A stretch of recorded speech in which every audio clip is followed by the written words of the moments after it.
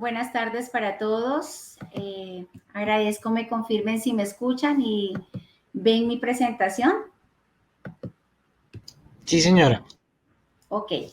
Bueno, doctor, me honra con su presentación. Muchas gracias por sus palabras.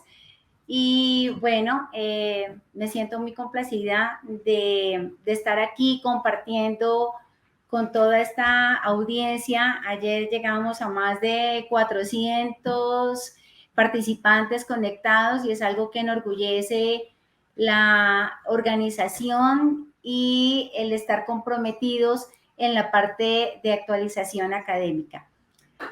Bueno, mi conferencia se titula Impacto de la fase preanalítica en los resultados de las pruebas viscoelásticas y yo quiero empezar la presentación uniéndome a las palabras que dijo el doctor Albornoz ayer en la inauguración del evento.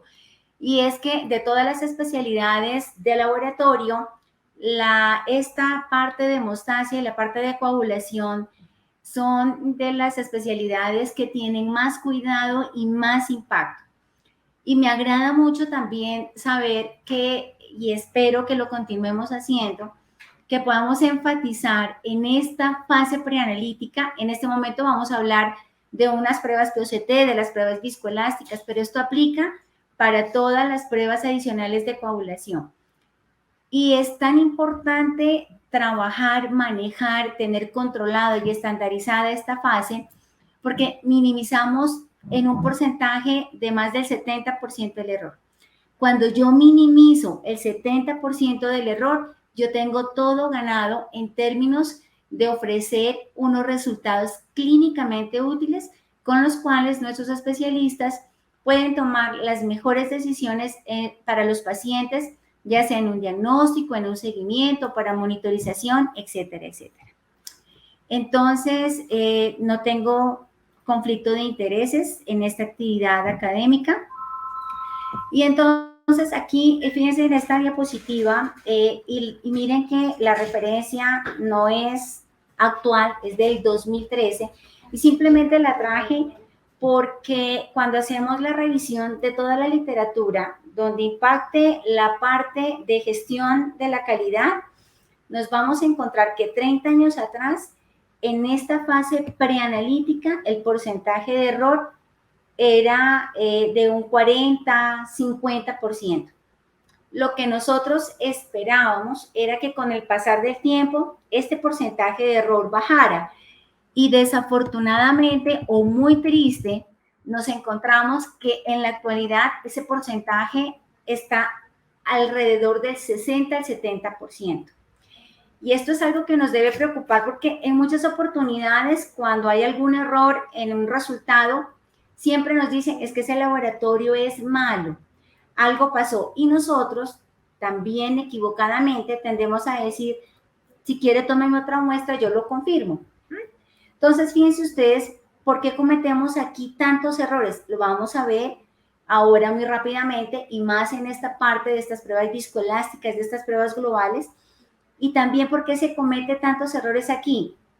Tiene una desventaja esta fase dentro del sistema de garantía de calidad y es que es la fase menos automatizada y dependemos de muchos colaboradores, de muchos profesionales para tener controlado cada uno de los posibles errores que se pueden presentar.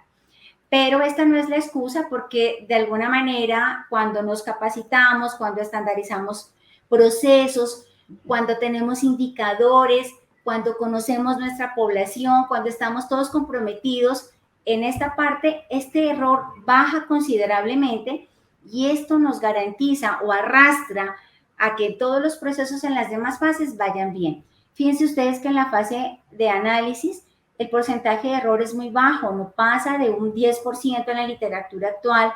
¿Y esto por qué? Porque ya es la fase dentro del proceso misional más automatizada, tenemos un sistema de información, tenemos código de barras, se transmite absolutamente todo, los equipos no arrancan si los controles de calidad no están dentro de los límites definidos. Y aquí hay otra etapa en esta parte de garantía de calidad que sí tiene un porcentaje también alto de error y es esta fase posanalítica. Y ahí también es donde tenemos que trabajar, porque hay una parte importante en las pruebas de laboratorio, es que la responsabilidad de interpretar los resultados, de hacer esos comentarios, esas observaciones, es del laboratorio. La responsabilidad de nuestros especialistas, de nuestros médicos tratantes, es tomar esos resultados que dejan de ser datos y correlacionarlos con la clínica actual del paciente. Ese es el reto, a eso es que tenemos que apuntarle y por eso estamos ahora capacitándonos, escuchando esta charla en un punto especial de las pruebas globales, que son las pruebas viscoelásticas. Esta diapositiva la coloqué simplemente para que observemos que donde todo empieza, donde todo termina, donde empieza cuando nuestro médico atiende a nuestro paciente en los diferentes escenarios, sea en urgencia, sea en la unidad de cuidado intensivo, en pisos, en consulta externa. Aquí está nuestro paciente, aquí está siendo nuestro médico, esa historia clínica robusta. Aquí el médico debe, con su historia, determinar cuáles son los exámenes que se le va a ordenar a ese paciente que le ayuden a hacer un diagnóstico o a descartar otro o a hacer una monitorización. Y de aquí parten algunas de las recomendaciones de cuándo, cómo y en qué momento hacer ese examen para tener unos resultados clínicamente útiles. Ya con esta orden médica, pues ya pasamos al laboratorio, a la toma de muestra. Importante la identificación, el transporte que no solamente aplica cuando se remiten las muestras fuera del laboratorio, sino también de todos estos sitios a la parte donde se vaya a procesar. La preparación de la muestra como tal, aquí digamos que hablaríamos de la centrifugación, luego pasamos a la fase de análisis, este reporte con la interpretación y vuelve otra vez nuestro paciente al médico. Aquí una cosa más importante, o lo más importante, o el más bien, como dice en este artículo, el problema más grande es que estamos desligados del trabajo en equipo y de una buena comunicación. Y eso también lo vemos frecuentemente cuando hacemos los análisis y los indicadores en términos de por qué tenemos esos porcentajes de error tan alto en esta fase. Entonces, veamos que en la fase preanalítica, pues es muy importante, como ya lo dije anteriormente, verificar la orden médica que sea clara con el examen que define o quiere hacerle al paciente. Y una vez recibida esa orden, vamos a hacer una toma de muestra limpia con todos los estándares, lo que recomienda todas nuestras guías internacionales, la Joint Commission, la OMS, el CLSI, etcétera. Identificamos correctamente la muestra, garantizamos que esa muestra corresponda a nuestro paciente, lo transportamos con bioseguridad y con prontitud al laboratorio y registramos todas las observaciones que nos parezcan importantes y que estas tienen un peso al final en la parte de la validación y la interpretación para poder liberar como tal ya este resultado. Entonces, ¿cuáles son esos errores que vemos en la fase preanalítica? Parecen mentiras, pero estos influyen y tienen alto peso. El exceso de confianza, porque a veces nos parece supremamente sencillo manejar un equipo, poner un tubo y correrlo. La rotación del personal es algo que vemos en este momento muy frecuentemente en nuestras instituciones, una rotación del personal altísimo, la falta de capacitación, una pobre estandarización en los procesos, una falta de entrenamiento. Ese entrenamiento no tiene que venir solamente en manejar el equipo, sino también en conocer qué es lo que yo voy a hacer. Y no solamente es entrenar, es garantizar una medición en la adherencia de esos procesos. Entonces, cuando no cumplimos todo eso, un error muy frecuente se llama el reproceso. Al reproceso es tomemos una nueva muestra, no sé qué pasó, venga, lo volvemos a hacer, pero hay un punto importante aquí que debemos contextualizar y es el impacto económico en los sobrecostos cuando nosotros reprocesamos las muestras. Entonces, no hay necesidad de hacerlo cuando tenemos controlado o estandarizados muchos procesos en la fase preanalítica. y la falta de comunicación con el personal responsable del procedimiento. Entonces, todas las pruebas realizadas en el laboratorio de hemostasia son altamente vulnerables al impacto de muchas variables preanalíticas que terminan impactando en la calidad de los resultados. O sea, una pobre manejo de esta fase preanalítica me lleva a que no podamos interpretar los resultados, ya que el médico muchas veces tampoco pueda tomar la mejor decisión. En ese orden de ideas, vamos a ver, para no cometer estos errores, de lo más importante es saber qué es lo que vamos a hacer, de qué estamos hablando. Entonces, rápidamente les voy a dar unas generalidades de estas pruebas viscoelásticas. ¿Qué nos aportan estas pruebas globales? Primero, entender que acá en nuestro país estas pruebas viscoelásticas tienen un CUBS, el código es el 902073. Esta aplica para las metodologías que actuales tenemos de tromboelastografía y las pruebas de viscoelastometría. Entonces, como ya sabemos, la hemostasia es ese perfecto equilibrio que deben existir entre todos los sistemas que participan en la hemostasia primaria, la hemostasia secundaria, la fibrinolisis. Cuando se pierde ese equilibrio en esos sistemas, pues mi paciente va a tender a hacer un sangrado o a hacer una trombosis.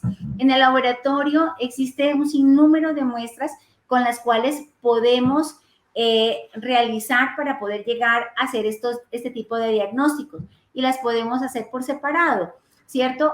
Las más globales, las más generales, un PT que mide la vía extrínseca o la vía principal, un PTT que mide la vía intrínseca o la vía accesoria, la vía común, el fibrinógeno, el tiempo de trombina, todas por separado.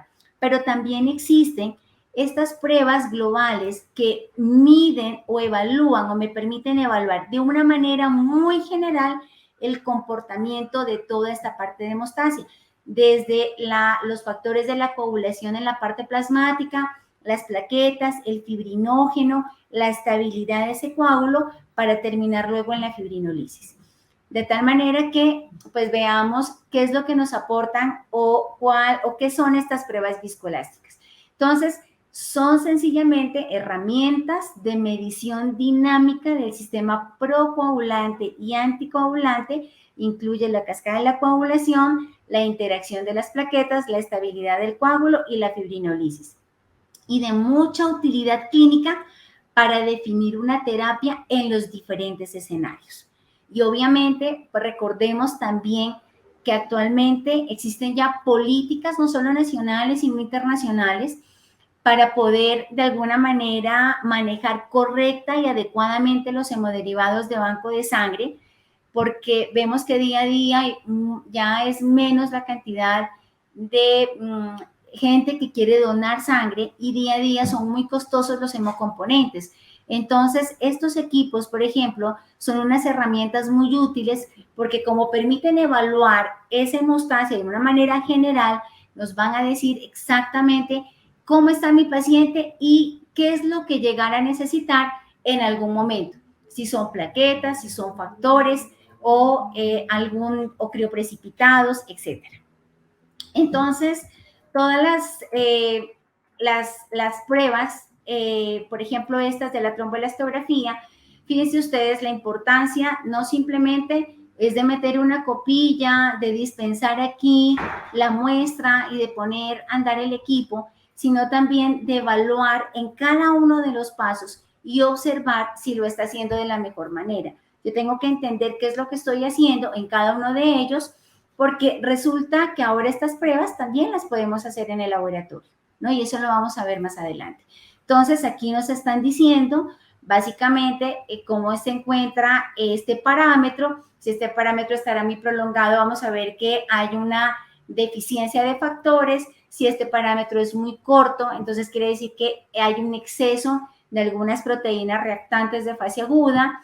Y luego pasamos acá a evaluar otros parámetros, el ángulo alfa, el K, para ver cómo está ese fibrinógeno, cómo están las plaquetas, el MA, y cómo se está formando, cómo se está estabilizando ese coágulo, donde participan acá el 80% de las plaquetas, el 20% del fibrinógeno.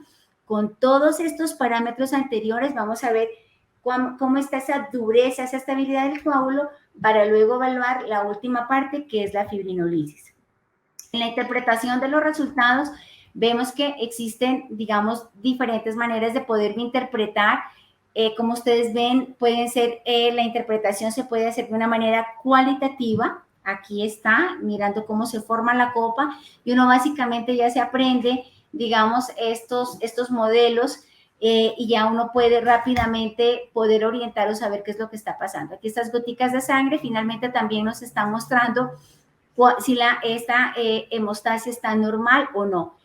Y obviamente la interpretación cuantitativa para poder dar esa interpretación más completa.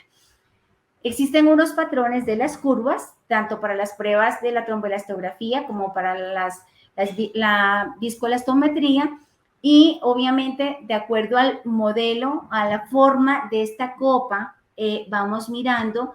Si este R está muy prolongado, pues habrá un déficit de un factor. Si aquí vemos que el MA está muy bajito, pues hay una disfunción plaquetaria.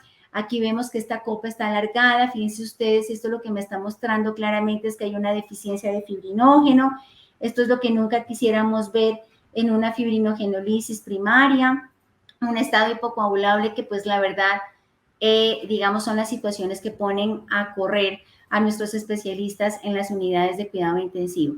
Y acá, pues obviamente también no solo en la parte de sangrado, sino también en la parte de hipercoagulabilidad.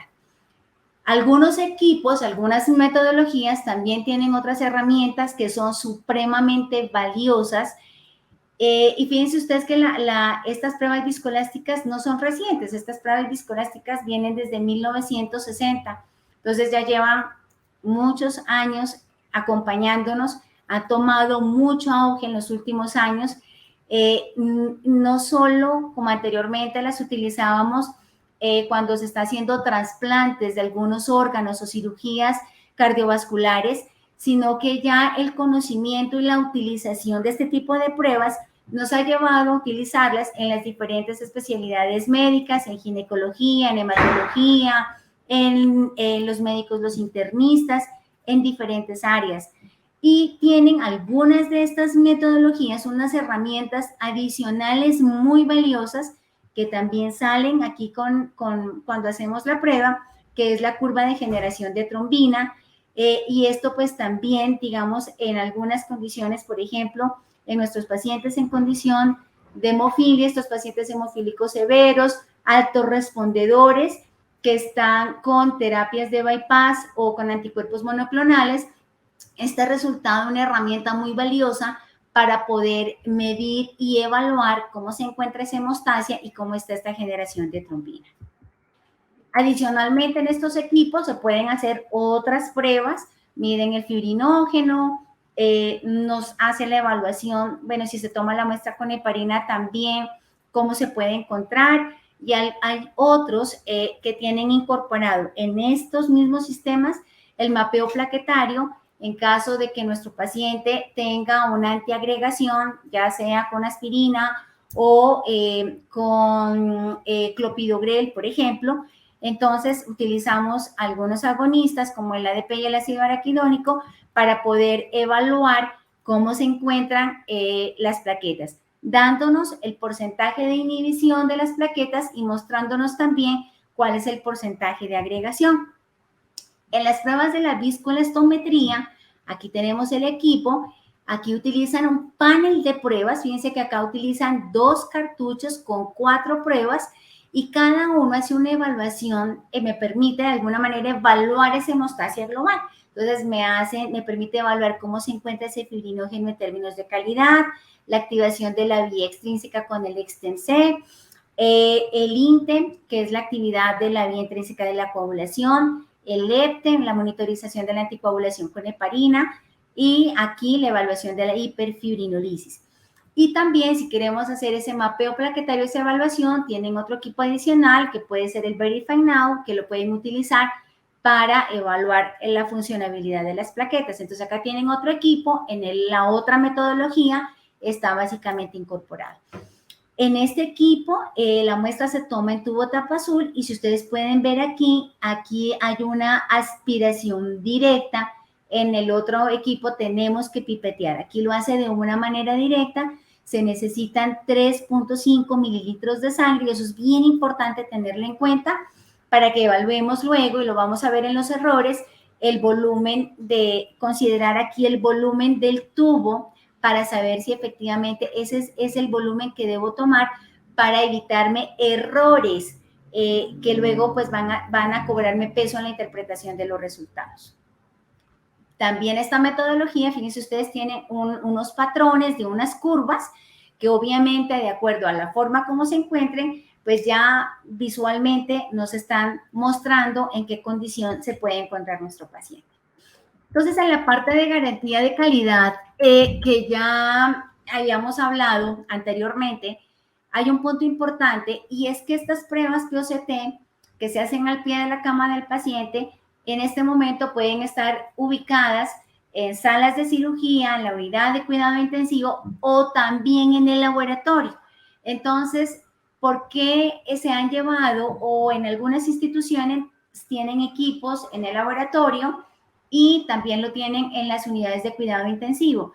Los que lo tienen en el laboratorio porque, entre otras razones, las muestras también ya empiezan a llegar de pisos de consulta externa, de urgencias, y otra de las razones básicamente es porque ya hay estudios muy claros, estas muestras se toman en tubo tapa azul, la estabilidad va más o menos de 4 a 6, 8 horas en los estudios que se han realizado y obviamente permite de alguna manera tener mejor controlado el aseguramiento de la calidad en las pruebas en consideración a que si estas pruebas están en el laboratorio, pues nosotros tenemos una rigurosidad en términos del control de calidad, de esos mantenimientos que se le tienen que hacer al equipo. Registramos absolutamente todos los controles electrónicos y mecánicos que tiene. Se maneja este control de calidad interno, se tiene un control de calidad interno normal y uno patológico.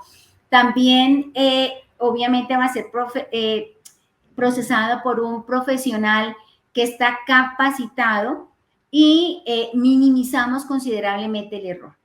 Cuando estos equipos están en la sala de cirugía, digamos que aquí podemos utilizar diferentes herramientas y buscar muchas estrategias para lograr y tratar de hacerlo lo mejor posible. ¿Y eso a qué va? Primero, en hospitales universitarios, ese entrenamiento constante, esa medida de la adherencia a estos especialistas para que se hagan las pruebas bien. Y también hay otras clínicas que han adoptado o que tienen un especialista de calidad en pruebas POCT, que es el responsable de hacerle ese mantenimiento, de correr esos controles, de pasar esos controles externos, de estar pendiente de estos mantenimientos preventivos, de estas capacitaciones y efectivamente lo tienen en las salas de cirugía. Entonces, en cualquiera de los escenarios que esté, no importa. Lo importante es que tengamos estandarizados los procesos, que minimicemos el error y que lo hagamos lo mejor posible. Variables a tener en cuenta cuando las muestras van a llegar al laboratorio, que la orden médica esté completa, que estos datos demográficos estén claros, que haya una correcta identificación, que la muestra sea una muestra limpia, que guarde proporción sangre anticoagulante y que tengamos también la capacidad de tener el criterio para saber cuándo vamos a rechazar una muestra. Eso pues será cuando esté parcial o totalmente coagulada, entre otras. Y verificar, en el caso de algunas metodologías, tener en cuenta algunas especificaciones, como por ejemplo, si la vamos a procesar en copilla simple o si es con heparina, tener en cuenta qué es lo que quiere el médico, si quiere un mapeo plaquetario, y la otra cosa es identificar también la temperatura del paciente. Las muestras se pueden tomar de línea arterial, de catéter central, de punción o por punción directa vía intravenosa, y esta información también la debemos tener clara para luego saber cuál es la copilla que debemos usar y evitar cometer este tipo de errores. Algunas de estas metodologías también se pueden, cuando se procesan al pie de la cama del paciente, la muestra también se puede tomar en jeringa. Entonces, este procesamiento sí tiene que ser inmediato, a diferencia que si se toma en un tubo tapa azul, pues nos da un margen de hasta 4, 6, 8 horas. Volvemos a lo mismo, el volumen correcto, que no haya hemodilución, transportar a temperatura ambiente con prontitud, con bioseguridad. En el laboratorio se da prioridad como si fuera una urgencia vital, no usar las balas para transportar las muestras, porque pues obviamente se nos van a activar las plaquetas y obviamente la hemólisis, esta es una variable que se puede controlar y siempre y cuando esa hemólisis sea una causa externa, es decir, por la dificultad en la toma de la muestra, porque pues obviamente si dentro de otros procesos propios del paciente, pues es una variable que no vamos a poder controlar. Los criterios de rechazo, cuando la muestra llega en el tubo incorrecto, cuando la muestra está coagulada y ya habíamos dicho que esté hemolizada o que venga contaminada con heparina en el caso de que vayamos a utilizar una copilla simple. Para algunas de estas metodologías, cuando se vaya a realizar el mapeo plaquetario, uno de los errores más frecuentes es que tomamos la muestra en tubo tapa azul y así se procesan. Y recordemos que para este mapeo plaquetario, para esta evaluación de la función plaquetaria, el tubo tiene que ser tapa verde porque el anticoagulante debe ser con heparina para neutralizar la trombina y evitar interferencias. Para las pruebas de viscoelastometría, pues obviamente verificar el volumen del tubo. Recuerden ustedes que la cantidad que toma es 3.5, entonces no podemos utilizar tubos pediátricos o de un volumen menor porque pues no nos va a servir y ahí van a empezar los errores. Y la otra cosa supremamente importante es que se respete esa proporción sangre anticoagulante. Interferencias por medicamentos, pues los pacientes que estén recibiendo ácido epsilon aminocaproico, pues su presencia puede mostrar, digamos, un falso trazado en la parte de la fibrinolisis. La protamina, si el paciente está recibiendo protamina, sabemos que la protamina neutraliza el efecto anticoagulante de la heparina. Y la heparina, pues obviamente si estamos trabajando con o haciendo ese análisis cuando se esté utilizando una copilla o un cartucho que no vaya a neutralizar la heparina, pues obviamente considerar que niveles mayores a una unidad internacional por mililitro ya puede alterar los resultados porque va a inactivar la coagulación. La parte de capacitación siempre será importante. Fíjense en ustedes que dependiendo de la metodología que puedan tener en sus laboratorios, en sus hospitales, en sus instituciones y cómo lo hagan, pues es importante considerar el volumen que vayan a utilizar de esta sangre total. Una vez que la muestra se haya tomado en jeringa, se pasa aquí a este reactivo que es el Kaolin para activar toda la parte de la hemostasia. Necesitamos mínimo 1 mililitro y de aquí pasamos 360. Si la muestra es tomada en tubo tapa azul, pasamos 1 centímetro aquí al Kaolin, este tubito tapa lila, pero aquí hay un factor adicional y es que fíjense, no vamos a tomar 360, sino 340 microlitros y le vamos a reponer el cloruro de calcio que le quitamos cuando tomamos la muestra con el tubo tapa azul. Entonces, todas estas variables son importantes a tener en cuenta. Todo esto va en la capacitación, todo esto se llama garantía de calidad y fase preanalítica. En la fase de análisis, volvemos a lo mismo, siempre tienen que tener estas pruebas un control de calidad interno con un nivel normal, un nivel patológico y estas pruebas recuerden que tienen un control de calidad externo, lo tiene el Colegio Americano de Patología, el CAP y el Royal College, es decir, avalados por unas instituciones pues de todo el prestigio y de toda la seriedad para poder evaluar cómo estamos trabajando este tipo de pruebas en el laboratorio. De tal manera que si nosotros no tenemos en cuenta todas las variables anteriormente reflejadas, vamos a observar curvas como estas que tenemos que parar la corrida, volver a tomar nueva muestra o evaluar qué fue lo que está pasando, porque utilizamos una copa incorrecta, porque no le agregamos el cloruro, porque no giramos la palanca en el equipo, porque no se ajustó bien. y efectivamente pues aquí fíjense que ya tiene un R de 60.5 y es algo pues que normalmente no vemos en nuestros pacientes. Acá en esta se paró, alguien llegó y frenó porque iba a montar otro paciente, lo paró, no lo vio y efectivamente se paró, se pausó directamente el equipo. Esto, pues aquí claramente lo que me está mostrando, esto no es interpretable ni correlacionable, lo que me está mostrando es que no hubo un ajuste en la copilla. Aquí en esta prueba tampoco. Y pues ya para terminar, ¿qué tenemos nosotros para llevarnos a casa? Todas estas pruebas de la tromboelastografía, las pruebas viscoelásticas me permiten hacer una monitorización individualizada y avanzada de la coagulación en los diferentes escenarios clínicos. La interpretación de las pruebas son responsabilidad del médico tratante y la responsabilidad del laboratorio es entregar resultados clínicamente útiles con los cuales se puedan tomar las mejores decisiones, ya sea para un diagnóstico o para un seguimiento.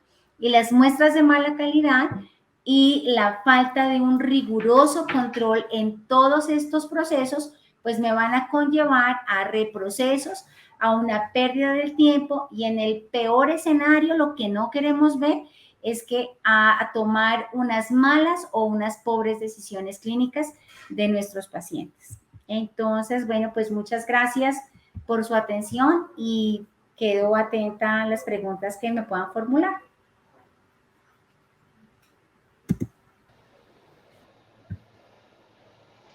Estupendo, muchas gracias Gloria por su presentación, la disfruté y me acordaba de múltiples situaciones en donde vivimos en el día a día dificultades originadas en precisamente lo que usted aludió. Quiero dar paso a la coordinación de la sesión de preguntas. Yo ya tengo una, Mercedes, a nuestra especialista líder del laboratorio de hemostasia de la Fundación Valle del Lili, Mercedes Alcalá. Adelante, por favor. Gracias, doctor. Gracias, doctora. De antemano le damos las gracias por haber separado el espacio, por haber compartido de su conocimiento y de su experiencia claramente en el manejo de las pruebas viscoelásticas. Tengo dos preguntas. La primera es, ¿existen recomendaciones para la toma de la muestra en pacientes anticoagulados con heparina, específicamente pacientes que están hospitalizados? Pues bueno, entonces aquí tenemos, digamos, aquí hay dos cosas bien importantes a considerar y eso también depende de los equipos que tengamos, de las metodologías que estamos usando, ¿cierto? Si tenemos, por ejemplo, en estas pruebas de la viscoelastometría, vemos que en este cartucho también te neutralizan la heparina, o sea, te minimizan, estaríamos como minimizando todo ese error. Si estamos utilizando un equipo, por ejemplo, como el TEC TS6, pues también ya no tendríamos ese problema, digamos, en ese caso, porque estos equipos también me van a neutralizar esa heparina y minimizaríamos el error. Pero si tenemos un TEC TS5000, entonces aquí sí es bien importante saber si no la copilla simple, pues no sería la que vamos a usar, sino la copilla azul que tiene la heparinasa para neutralizar toda esta heparina y poder en ese caso realizar las pruebas. Eso para el caso de las heparinas de alto peso molecular y pues para las de bajo peso molecular no hay ninguna recomendación, simplemente hacer la anotación que el paciente está anticoagulado con esta heparina para poder hacer luego la interpretación correcta y adecuada de los resultados del paciente.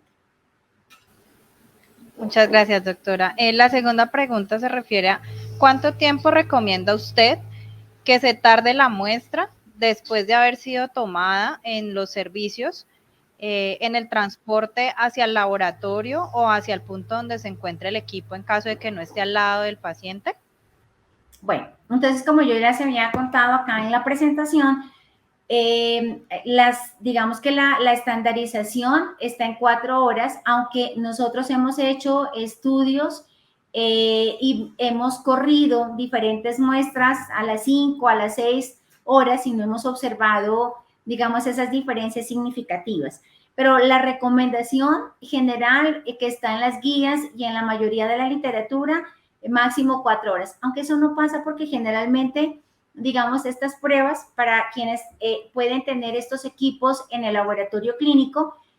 Siempre se le va a dar el manejo de una urgencia vital. O sea, llega la muestra y es lo primero que se pasa. Teniendo estos equipos en el laboratorio, hay una conexión para que, con nuestros sistemas de información, para que los especialistas en salas de cirugía o en la unidad de cuidado intensivo puedan ir mirando cuál es el comportamiento, cómo se van abriendo este tipo de curvas.